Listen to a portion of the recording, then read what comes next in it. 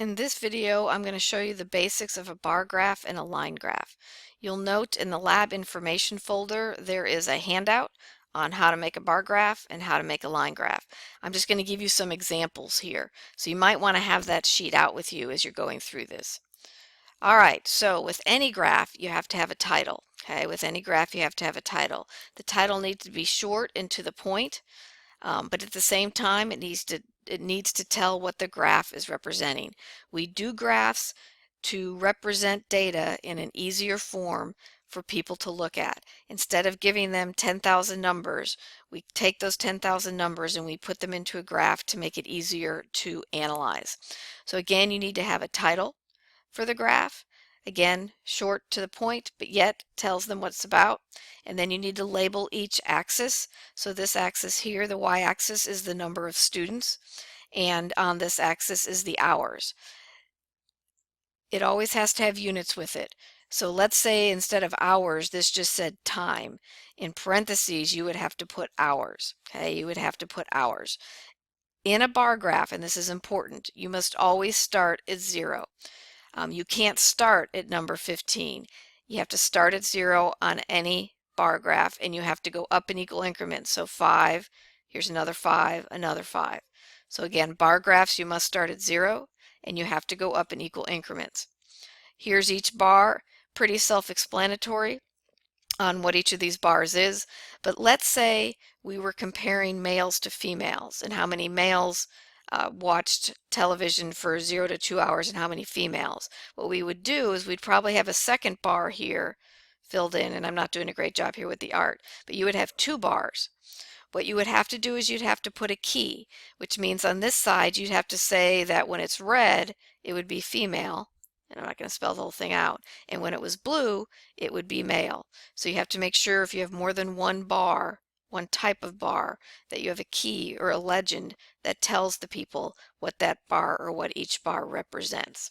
Okay, so title, label the axes, make sure there's units, start at 0, go up in equal increments, and make sure you have a legend for the bars if there's more than one type or color.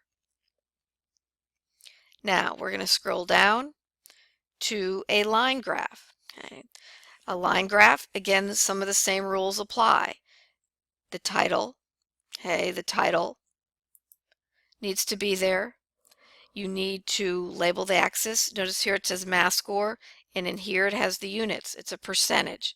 It's important that your audience knows what that number is measuring. In here we've labeled this as grade level. Now I want you to notice on a line graph, notice the lowest score is a 72. So for a line graph, there's no reason you have to start at 0. Okay, there's no reason you have to start at 0. So with a line graph, you can start as long as you start below your lowest number, but you still have to go up in equal increments. So if between 70 and 76 is 6, 6, 6, 6. So that equal increment still applies. Also equal increments on this side.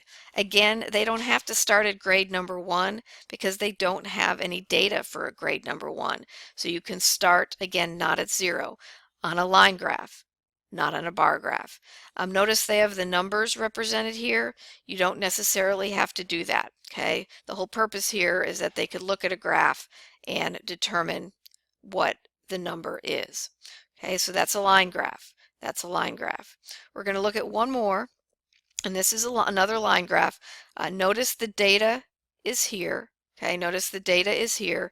When you're doing a graph, you're going to use this data to make a graph. So when you make a graph for one of your lab write-ups or in class, I don't want you repeating the data here.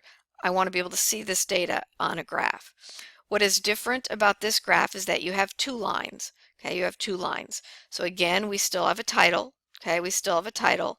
We have a temperature. Notice the units here, it's in Fahrenheit.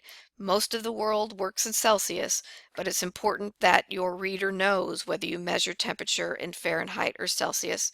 Notice since there's nothing below 20, our graph could start at 20. It could actually probably have started at 25, but again, it went up in equal increments. Now there's one problem with this graph. This should be labeled. Okay, this should be labeled dates. It should just say dates or days in March of 2012. Something, again, it seems pretty self-explanatory by looking at the graph, but again, you always want each one labeled.